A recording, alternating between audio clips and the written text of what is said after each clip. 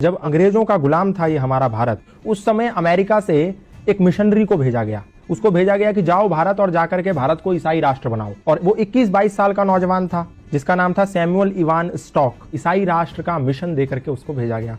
वो भारत आया, भारत में शिमला गया, वहां पर उसने एक तरफ से लोगों को ईसाई बनाना प्रारंभ कर दिया। जब धीरे धीरे काम चलने लगा तो अचानक से हिमाचल में प्लेग की बीमारी फैल गई। जैसे आज कोरोना की बीमारी फैल गई, ठीक उसी प्रकार प्लेग की बीमारी भी छुआछूत की बीमारी थी। लोग अपने परिजनों को छोड़ छोड़ करके भागने लगे। जैसे घर में किसी को प्लेग हो गया तो घर में छोड़ करके चले गए। तो ऐसे ही जब देखा सैमुअल इवान स्टॉक ने कि जब ऐसी परिस्थिति पैदा हो गई कि लोग अपने परिजनों को छोड़ छोड़ करके भागने लगे, उस समय वहां पर एक समाज सेवी थे जिनका नाम था पंडित रूलियाराम। वो पंडित रूलियाराम निस्वार्थ भाव से ऐसे लावारिस पड़े लोगों की सेवा कर रहे थे। तो सैमुअल इवान स्टॉक ने देखा कि पंडित रूलियाराम एक खाट के पास हैं जहां पर एक वृद्ध आदमी को लेटा हुआ है और वो प्लेग के मारे तड़प रहा है और उसके गले में एक गिल्टी हो गई है जिसके मारे उसको तड़पन हो रही है।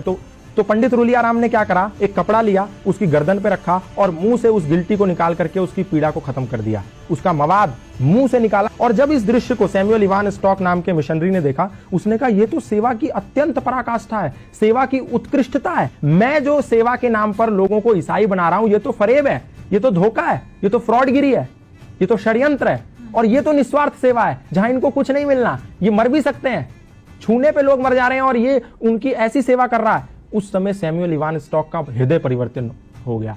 तो उनने पंडित रूलियाराम से कहा, सैमुअल इवान स्टॉक ने, कि ये क्या सिद्धांत है, कौन से ऐसे सिद्धांत हैं जिसके चलते आपके अंदर इतनी तन्मयता, इतनी तल्लीनता है लोगों की समाज की सेवा के प्रति। तो पंडित रूलियाराम ने कहा, ये सनातन धर्म के सार्वभौमिक सिद्धांत हैं जो हमें मानवतावाद का उपदेश देते हैं और मैं वही कर रहा हूं।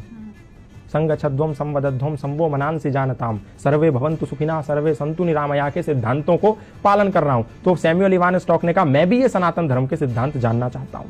तो सैमुअल इवान स्टॉक को पंडित रूलियाराम ने सत्यार्थ प्रकाश दिया, द लाइट ऑफ ट्रुथ नाम की एक पुस्तक दी। बोला तुम ये पढ़ो और तुम्हें सनातन धर्म का पूरा सारांश पता चल जाएगा कि सनातन है क्या। सैमुअल इवान स्टॉक ने उस पुस्तक का अध्ययन किया। अध्ययन करने के बाद ऐसा हृदय परिवर्तन हो गया कि आया तो था वो भारत को ईसाई राष्ट्र बनाने, वो भारत को आजाद कराने की लड़ाई में कूद पड़ा। और जब वो लड़ाई में कूद पड़ा तो अंग्रेजों ने उसको जेल में बंद कर दिया। जेल में बंद कर दिया तो उसकी मुलाकात लाला लाजपत राय से हुई। जेल से निकल के आने के बाद उसने पंडित रूलियाराम से मिला और बोला कि मैं अब सनातन धर्मी बनना चाहता हूं और मैं अपना नाम भी, क्योंकि आपने जो मुझे सत्यार्थ प्रकाश दी थी, द लाइट ऑफ ट्रुथ, उसको पढ़ने के बाद मेरा हृदय सनातन की और श्रद्धा से भर गया है। तो मैं नाम भी अपना उसी सत्यार्थ प्रकाश से अभिप्रेरित होकर रखना चाहता हूं। अपना नाम सत्यानंद रखना चाहता हूं। और वो व्यक्ति सत्यानंद आर्य सन्यासी बन गया और भारत में रहकर के मृत्यु पर्यंत सनातन धर्म का प्रचार करता रहा। आप सोच के देखिए कि एक व्यक्ति जिसको भारत को ईसाई मुल्क बनाने के लिए भेजा गया था लोगों के साथ छल कपट करके, वो व्यक्ति सनातन धर्म का प्रचारक बन गया। उसने अपनी पत्नी को भी सनातन का प्रचारक बना दिया। अपने घर के एक कोने में यज्ञशाला खोल दी। आज भी हिमाचल प्रदेश में जाएंगे तो वो यज्ञशाला विद्यमान है। वहां उपनिषदों के मंत्र उकेरे हुए हैं उस यज्ञशाला में। उसके घर में आज भी वो भगवत गीता के श्लोक लिखे हुए हैं। तो ये प्रमाण है कि सनातन को कभी ना उस समय, ना आज, ना आने वाले समय में कभी भी लोगों पर थोपा नहीं गया। ना तो तलवार के जोर पे, ना भय और लालच और षड्यंत्र के जोर पे। सनातन से लोग आए और प्रभावित हो गए। फादर कैमिल बुल के ईसाई मिशनरी थे, आए, रामायण से प्रभावित हो गए, सनातन धर्म का प्रचार करने लगे। बाहर से लूसी गेस्ट आई, सनातन धर्म से प्रभावित हो गई, भारत में गुरुकुल खोल दिया। स्टैनफोर्ड की एक महिला आई, भारत में आके गंगा के पास बैठी, साध्वी भगवती सरस्वती बन गई। एक व्यक्ति स्विट्जरलैंड से पैदल भारत आ गया, 4 साल 18 मुल्क पैदा करते हुए। कोई गया था उसके कंधे पर बंदूक रखने और उसका नाम हो गया बैन बाबा।